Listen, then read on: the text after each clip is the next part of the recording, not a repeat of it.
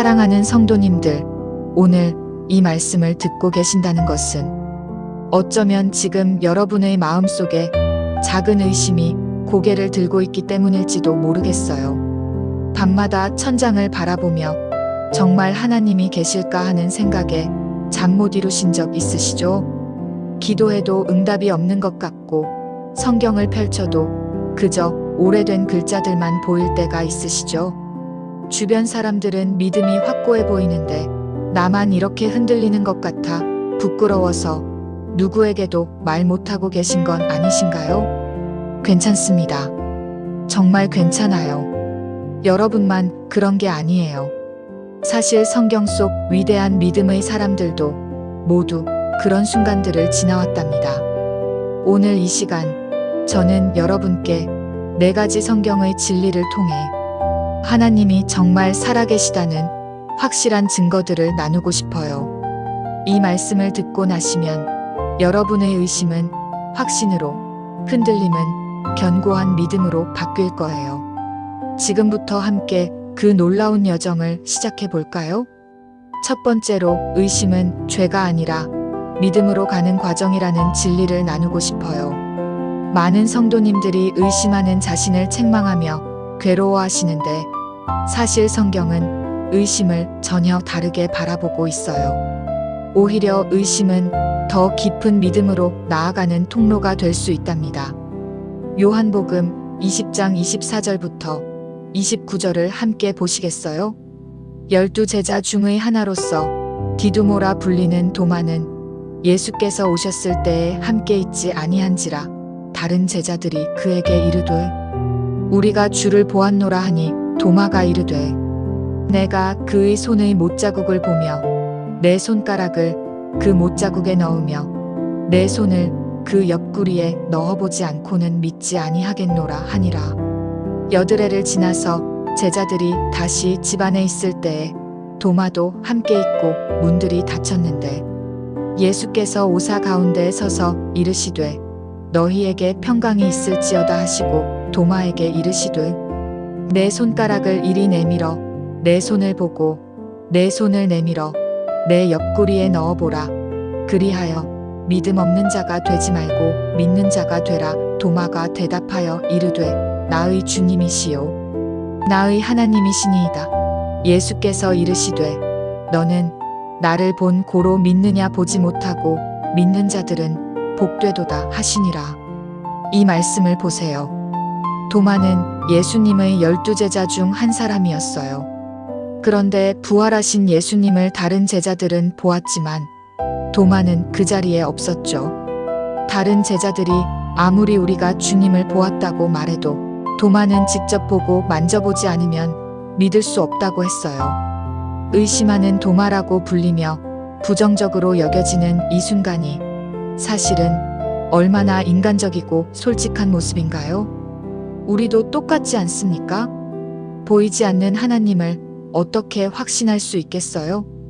그런데 여기서 놀라운 일이 일어나요. 예수님께서 일주일 후에 다시 오셔서 도마의 의심을 책망하시는 대신 그의 손을 잡고 직접 못자국을 만져보게 하셨어요. 내 손가락을 이리 내밀어 내 손을 보라고 하시며 도마가 원하던 바로 그 증거를 주신 거예요. 예수님은 도마의 의심을 이해하셨고 그 의심을 확신으로 바꾸어 주셨어요. 이것이 바로 우리 하나님의 사랑이에요. 여러분이 지금 의심하고 계신다면 그것은 여러분이 믿음이 없어서가 아니에요. 오히려 진실하게 하나님을 찾고 있다는 증거예요. 거짓으로 믿는 척하는 것보다 솔직하게 의심을 고백하는 것이 하나님 앞에 훨씬 정직한 태도랍니다. 2025년을 살아가는 우리는 과학과 이성의 시대에 살고 있어요. 눈에 보이는 것만 믿으라고 배워왔죠. 그런 시대에 보이지 않는 하나님을 믿는다는 것이 쉬울 리가 없어요. 제가 아는 한 집사님은 60대에 암 진단을 받으셨어요. 30년을 믿어온 신앙이었지만 그 순간 모든 것이 무너지는 것 같았대요. 하나님이 정말 계시다면 왜 나에게 이런 일이? 하는 의심이 밀려왔죠. 교회 가기도 싫고 기도도 되지 않았대요. 하지만 그분은 솔직하게 목사님께 찾아가서 자신의 의심을 고백했어요. 그리고 그 의심의 시간 동안 더 깊이 하나님을 찾기 시작했어요. 형식적인 기도가 아니라 진심으로 하나님, 정말 계시다면 저에게 보여주세요라고 울부짖었죠. 그리고 놀랍게도 치료 과정에서 하나님의 손길을 경험하셨어요. 의사도 놀랄 만큼 빠른 회복이었고 그 과정에서 만난 사람들을 통해 하나님의 살아계심을 확신하게 되었대요. 지금은 그때의 의심이 오히려 축복이었다고 고백하세요. 의심을 통해 형식적인 믿음이 아닌 진짜 믿음을 갖게 되었다고요. 사랑하는 성도님들, 여러분의 의심을 부끄러워하지 마세요. 그 의심을 하나님께 솔직하게 가져가세요. 도마처럼 보여주세요. 만져보게 해주세요라고 간절히 구하세요. 하나님은 도마에게 그러셨듯이 여러분에게도 반드시 응답하실 거예요. 그리고 그때 여러분의 고백은 도마처럼 나의 주님이시요, 나의 하나님이시니이다가 될 것입니다. 두 번째로, 창조 세계를 통해 하나님의 존재를 확인할 수 있다는 진리를 나누고 싶어요. 가끔 이런 생각 해보신 적 있으세요? 하나님이 정말 계시다면 왜 눈에 보이지 않을까? 그런데 성경은 이미 2000년 전에 이 질문에 대한 명확한 답을 주고 있어요. 로마서 1장 19절부터 20절 말씀이에요. 로마서 1장 19절부터 20절 이는 하나님을 알만한 것이 그들 속에 보임이라 하나님께서 이를 그들에게 보이셨느니라. 창세로부터 그의 보이지 아니하는 것들 곧 그의 영원하신 능력과 신성이 그가 만드신 만물에 분명히 보여 알려졌나니 그러므로 그들이 핑계하지 못할지니라. 이 말씀이 무엇을 이야기하고 있나요? 하나님은 보이지 않지만 그분이 만드신 만물을 통해 자신을 분명히 드러내셨다는 거예요. 창조 세계 자체가 하나님의 존재를 증명하는 증거라는 말씀이죠. 생각해 보세요. 아침에 눈을 뜨면 해가 떠올라요. 한 번도 어긋나지 않고 정확한 시간에 동쪽에서 빛이 시작되죠. 밤이 되면 달과 별들이 하늘을 수놓아요. 계절은 정확하게 바뀌고 봄이 오면 죽은 것 같던 나무에서 새싹이 돋아나요. 씨앗 하나가 땅에 떨어지면 그 작은 씨 속에 담긴 설계도대로 정확하게 식물이 자라나요. 사과나무 씨에서는 사과나무가 나고 감나무 씨에서는 감나무가 나요. 절대 바뀌는 법이 없어요. 우리 몸을 보세요. 심장은 태어나서 죽을 때까지 쉬지 않고 뛰어요. 하루에 10만 번, 일생 동안 약 30억 번을 뛰면서 온몸에 피를 공급해요. 우리가 자는 동안에도 의식하지 않아도 완벽하게 작동하죠. 폐는 자동으로 호흡하고 위는 음식을 소화하고 간은 독소를 걸러내요. 이 모든 것이 우연히 생겨난 걸까요? 어느 날 갑자기 폭발해서 이렇게 정교한 시스템이 만들어진 걸까요? 절대 그럴 수 없어요. 시계를 생각해 보세요. 길을 가다가 시계를 주었어요. 그 시계가 정확하게 작동하고 태엽이 감겨 있고 모든 부품이 완벽하게 맞물려 돌아가고 있어요. 그럼 우리는 자동으로 생각하죠. 누군가 이 시계를 만들었구나. 시계공이 있었겠지. 우연히 철 조각들이 모여서 시계가 되었다고 생각하는 사람은 없어요. 그런데 시계보다 훨씬 더 복잡하고 정교한 우주와 생명체를 보면서 왜 우리는 우연히 생겼다고 생각하는 걸까요? 시계공이 있다면 우주의 창조자도 있어야 하지 않겠어요? 시편 19편 1절은 이렇게 선포해요. 시편 19편 1절 하늘이 하나님의 영광을 선포하고 궁창이 그의 손으로 하신 일을 나타내는도다. 하늘을 보라는 거예요. 밤하늘의 별들을 보라는 거죠. 우리 은하에만 2천억 개가 넘는 별이 있고 관측 가능한 우주에는 2조 개가 넘는 은하가 있대요. 이 모든 것이 완벽한 질서 속에서 움직이고 있어요. 지구는 태양으로부터 정확히 1억 5천만 킬로미터 떨어져 있어요. 조금만 가까웠어도 너무 뜨거워서 생명이 살 수 없고, 조금만 멀었어도 너무 추워서 살 수 없어요. 이 거리가 우연일까요? 지구의 자전축이 23.5도 기울어져 있어서 사계절이 생겨요. 만약 이 각도가 달랐다면 사계절도 없고 생명도 존재할 수 없었을 거예요. 이것도 우연일까요? 달은 지구의 조수를 조절해서 해양 생태계를 유지하게 해요. 대기는 정확한 비율로 산소와 질소가 섞여 있어서 우리가 숨 쉴 수 있어요. 이 모든 것이 하나하나 완벽하게 맞아떨어져 있어요. 이것을 과학자들은 미세 조정이라고 불러요. 조금만 달랐어도 우주는 존재할 수 없었을 만큼 정교하게 설계되어 있다는 거죠. 제가 아는 한 권사님은 평생 하나님을 믿지 않으셨어요. 자녀들이 교회에 다니라고 해도 그런 미신은 믿을 수 없다고 하셨죠. 그런데 어느 날 손주가 태어났어요.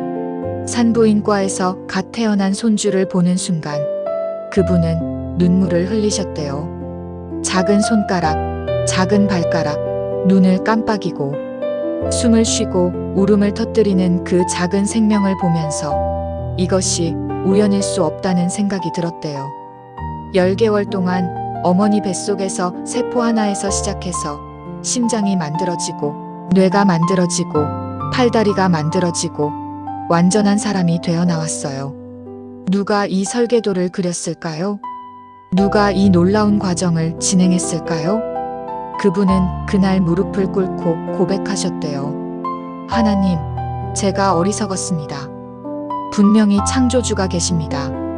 그리고 그날부터 교회에 나가기 시작하셨죠. 사랑하는 성도님들, 오늘 창밖을 보세요. 하늘을 보시고 나무를 보시고 꽃을 보세요. 여러분의 손을 들어보세요.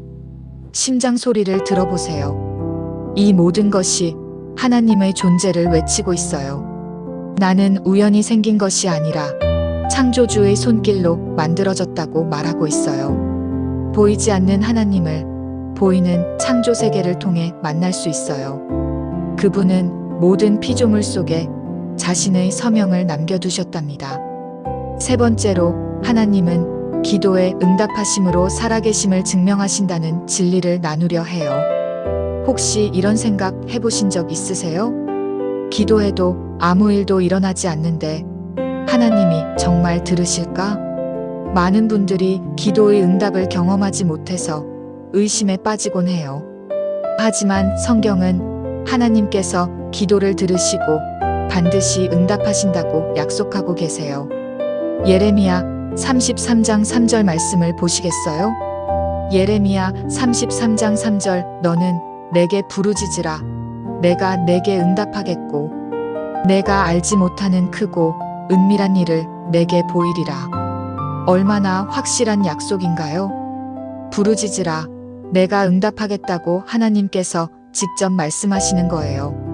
그런데 여기서 우리가 이해해야 할 것이 있어요.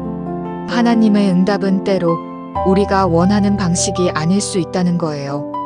우리는 예라는 응답을 원하지만 하나님은 때로 아니요 또는 기다려라고 하실 수 있어요. 그런데 그것도 응답이에요. 침묵이 아니라 명확한 응답인 거죠. 성경에서 가장 극적인 기도 응답의 장면 중 하나가 열왕기상 18장에 나와요. 선지자 엘리야와 바알 선지자들의 대결 장면이에요.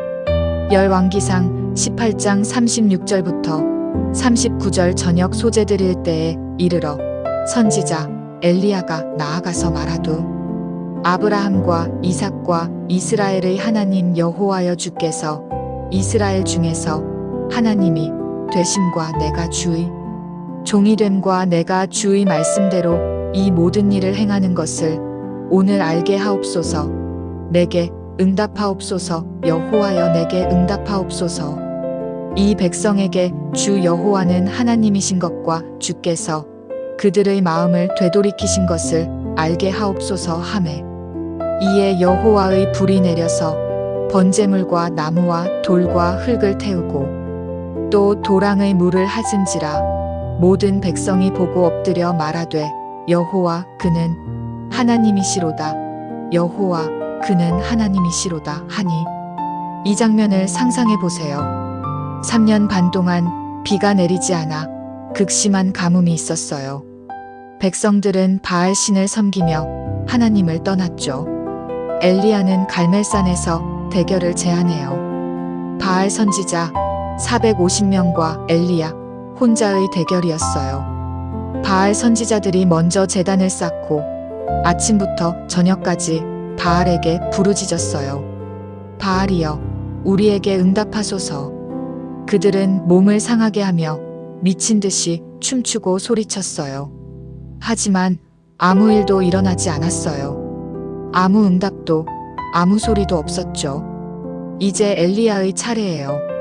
엘리야는 제단을 쌓고 그 위에 번제물을 올려놓았어요. 그런데 놀랍게도 그 위에 물을 부어요. 한 번이 아니라 3번이나 부어서 제단이 흠뻑 젖게 만들었어요. 도랑에도 물이 가득 찼죠. 이제는 불을 붙이는 것이 불가능한 상황이에요. 그리고 엘리야가 짧게 기도해요. 여호와여, 내게 응답하옵소서. 그 순간 하늘에서 불이 내려왔어요. 번제물만 태운 것이 아니라 나무도 태우고 돌도 태우고 흙도 태우고 도랑의 물까지 다 하차버렸어요. 이것은 단순한 불이 아니었어요. 하나님의 능력, 하나님의 살아계심을 보여주는 증거였죠. 모든 백성이 엎드려 외쳤어요. 여호와 그는 하나님이시로다. 왜 바알은 응답하지 못했을까요? 바알은 존재하지 않는 신이기 때문이에요. 사람이 만든 우상이기 때문이죠. 하지만 여호와 하나님은 살아계신 하나님이세요. 기도를 듣고 응답하시는 하나님이세요. 오늘날도 마찬가지예요. 수많은 종교와 신들이 있지만 기도에 응답하시는 분은 오직 하나님뿐이에요. 제가 섬기는 교회에 한 집사님이 계세요. 몇 년 전 사업이 어려워져서 부도 위기까지 갔었어요. 직원들 월급도 못 주는 상황이었고 집까지 담보로 잡혀 있었죠. 그분은 완전히 절망했어요. 하나님, 정말 계십니까? 제 기도를 들으십니까? 그런데 포기할 수 없는 이유가 있었어요. 20명의 직원들과 그 가족들이 자신에게 달려 있었거든요.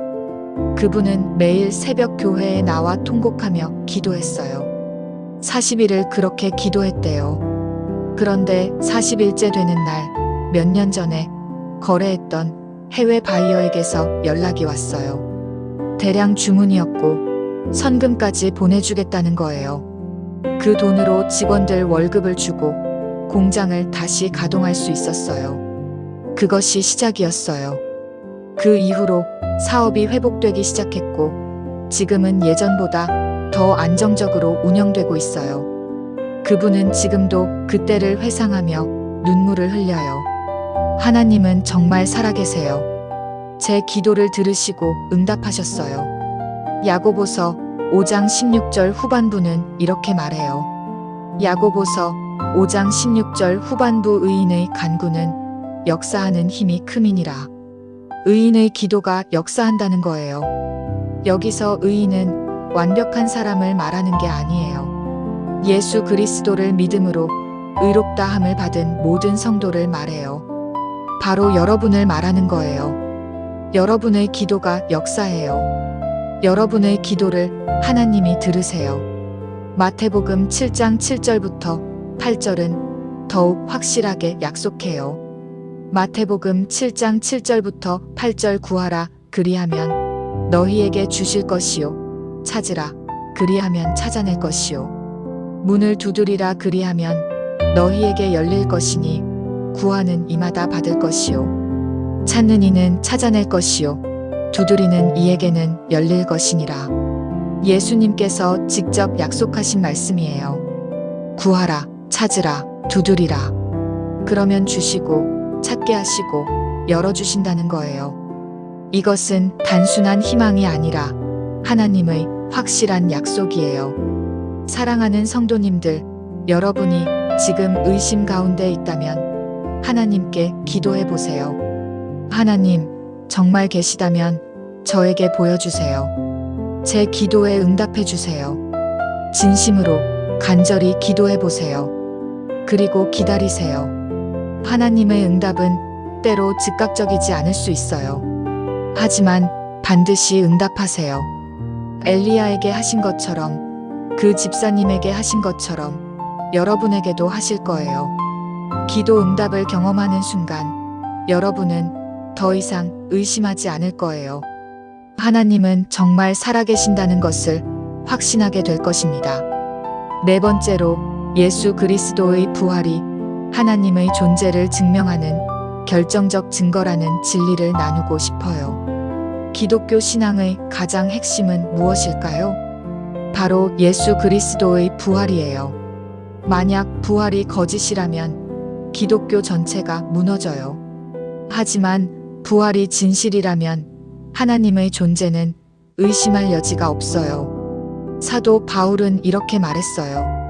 고린도전서 15장 14절, 그리스도께서 만일 다시 살아나지 못하셨으면 우리가 전파하는 것도 헛것이요 또 너희 믿음도 헛것이며, 부활이 없다면 모든 것이 헛되다는 거예요. 하지만 반대로 부활이 진실이라면 모든 것이 진실이 되는 거죠.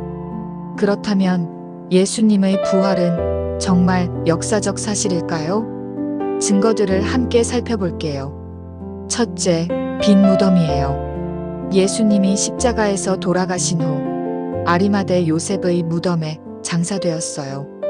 로마 군인들이 그 무덤을 지켰고 큰 돌로 입구를 막았으며 로마 총독의 인장으로 봉인했어요. 그런데 사흘째 되는 날, 그 무덤이 비어 있었어요.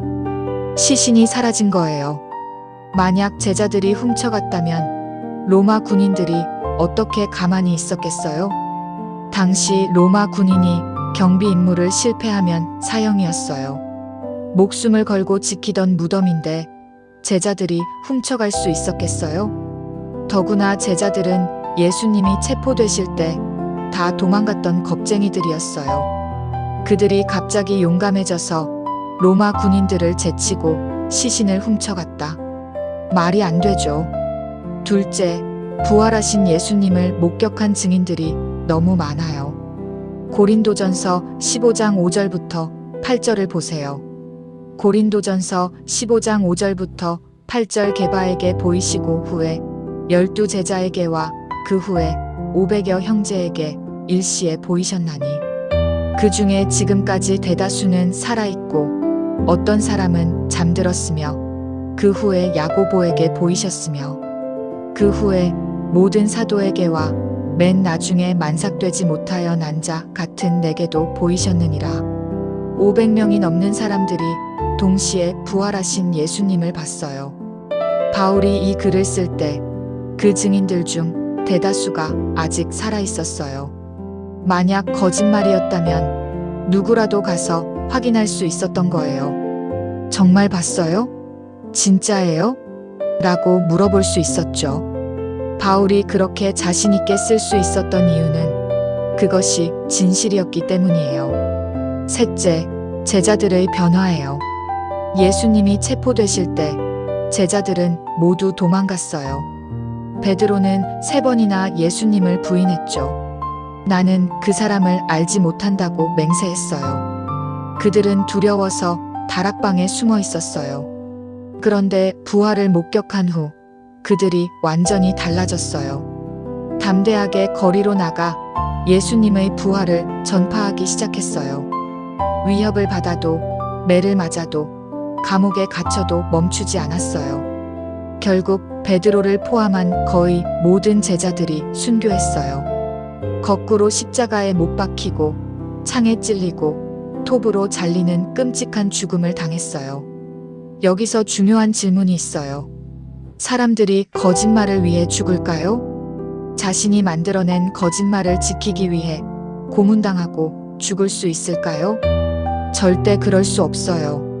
제자들이 죽음을 무릅쓰고 전파한 이유는 단 하나예요. 그들이 정말로 부활하신 예수님을 봤기 때문이에요. 그것이 진실이었기 때문에 죽음도 두렵지 않았던 거예요. 넷째, 초대 교회의 폭발적 성장이에요. 예수님이 죽으신 후 50일째 되는 오순절에 베드로가 설교했어요. 한 번의 설교로 3,000명이 예수님을 믿었어요. 그리고 박해 속에서도 교회는 계속 성장했어요.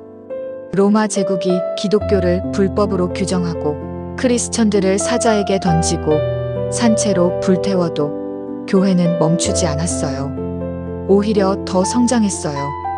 왜 그랬을까요? 사람들이 부활을 목격했고 그 진리가 삶을 변화시켰기 때문이에요. 만약 부활이 거짓이었다면 첫 세대가 지나면서 자연스럽게 사라졌을 거예요. 하지만 2000년이 지난 지금도 전 세계 20억 명이 넘는 사람들이 예수님의 부활을 믿고 있어요. 역사상 가장 위대한 증거라고 할 수 있죠. 예수님께서 부활하신 후 제자들에게 하신 말씀이 있어요.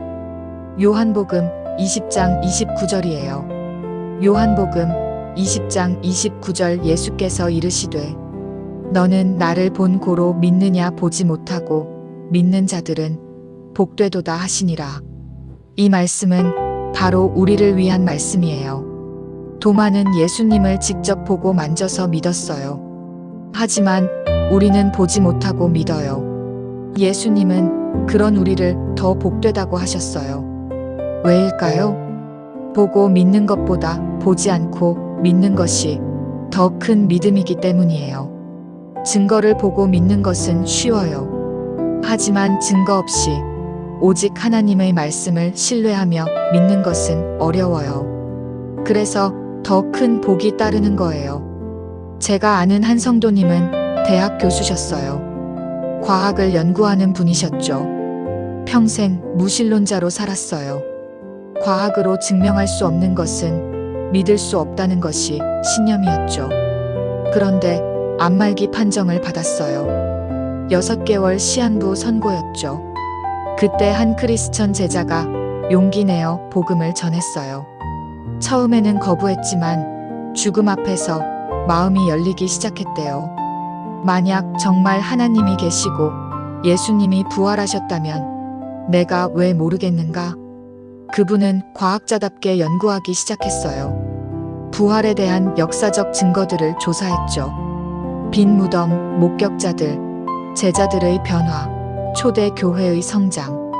모든 증거를 객관적으로 검토한 결과 그분은 결론을 내렸어요. 부활은 역사적 사실이다. 예수님은 정말 살아나셨다. 그리고 무릎을 꿇고 예수님을 구주로 영접했어요. 놀랍게도 그 후 암이 치료되기 시작했어요. 의사들이 기적이라고 했대요. 6개월 시한부였던 분이 지금 10년째 건강하게 살고 계세요. 그분은 지금 적극적으로 복음을 전하세요. 과학자의 입장에서 부활이 역사적 사실임을 논리적으로 증명하며 전파하고 계세요. 사랑하는 성도님들, 예수님의 부활은 역사상 가장 확실한 사건이에요. 어떤 역사적 사건보다 더 많은 증거가 있어요. 이 부활이 하나님의 존재를 증명해요. 죽은 사람을 살리실 수 있는 분은 오직 창조주 하나님뿐이시니까요. 여러분이 부활을 믿는다면 하나님의 존재를 의심할 이유가 없어요. 예수님은 부활하심으로 사망 권세를 이기셨어요. 그리고 그분을 믿는 우리에게도 영원한 생명을 약속하셨어요. 이것이 우리의 소망이고 우리 믿음의 기초입니다. 사랑하는 믿음의 가족들, 이제 오늘 말씀을 정리하며 마무리하려고 해요. 우리가 함께 나눈 4가지 진리를 기억하시나요? 첫 번째, 의심은 죄가 아니라 더 깊은 믿음으로 가는 과정이에요.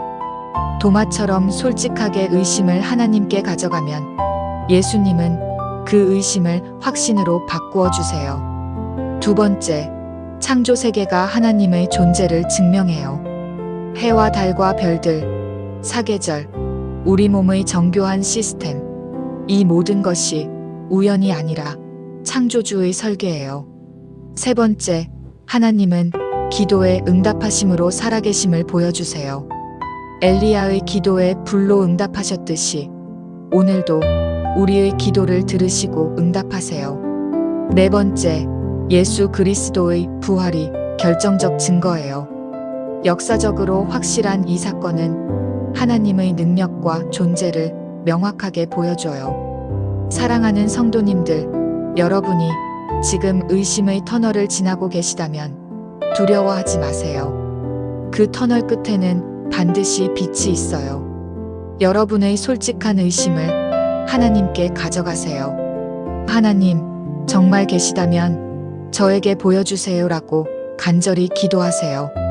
창조 세계를 바라보며 하나님의 손길을 발견하세요. 기도하며 하나님의 응답을 기다리세요. 부활의 진리를 묵상하며 그 능력을 믿으세요. 그러면 여러분의 하나님이 있을까? 라는 질문은 하나님은 정말 살아계시다 는 고백으로 바뀔 거예요. 도마가 나의 주님이시요 나의 하나님이시니이다라고 고백했듯이 여러분도 그렇게 고백하게 될 거예요. 제가 섬기는 교회에는 의심에서 확신으로라는 간증 모임이 있어요. 한 달에 한 번 의심을 극복하고 확신을 얻은 성도들이 모여서 간증을 나눠요. 거기서 들은 수많은 이야기들이 모두 똑같은 결론을 말해요. 하나님은 정말 살아계신다. 의심의 시간이 오히려 축복이었다. 어떤 분은 병을 통해, 어떤 분은 경제적 위기를 통해, 어떤 분은 가족 문제를 통해 각자의 방식으로 하나님을 만났대요. 그리고 모두가 고백해요. 이제는 절대 흔들리지 않아요. 하나님을 직접 경험했으니까요. 여러분도 곧 그런 간증을 하게 될 거예요. 오늘 이 말씀이 여러분의 의심을 녹이고 믿음을 세우는데 작은 도움이 되었기를 바라요. 이 영상이 도움이 되셨다면 좋아요 버튼을 눌러주시고 댓글로 여러분의 생각이나 간증을 나눠주세요. 혹시 지금 의심 가운데 있는 분이라면 저를 위해 기도해 주세요라고 댓글 남겨주세요. 이 영상을 보는 모든 성도님들과 함께 기도하겠어요. 그리고 주변에 의심하고 있는 분이 계시다면 이 영상을 공유해 주세요. 누군가에게는 이 말씀이 생명의 말씀이 될 수 있어요. 구독과 알림 설정도 해주시면 앞으로 더 좋은 말씀으로 찾아뵙겠어요. 사랑하는 믿음의 가족들, 하나님은 정말 살아계세요. 여러분을 사랑하시고 여러분의 기도를 들으시고 여러분과 함께 하세요. 어둠 같은 의심의 시간이 지나면 반드시 찬란한 확신의 아침이 올 거예요. 그날까지 포기하지 마시고 계속 하나님을 찾으세요. 시편 34편 8절 말씀으로 축복하며 마칠게요. 시편 34편 8절 너희는 여호와의 선하심을 맛보아 알지어다. 그에게 피하는 자는 복이 있도다. 여러분 모두에게 하나님의 은혜와 평강이 충만하시기를 축복해요. 여러분의 의심이 확신으로, 흔들림이 견고한 믿음으로 바뀌는 놀라운 역사가 일어나기를 기도해요. 하나님께서 여러분 한 분 한 분을 만나주시고 살아계심을 분명하게 보여주실 거예요. 믿음으로 나아가세요. 주님의 이름으로 축복합니다. 아멘.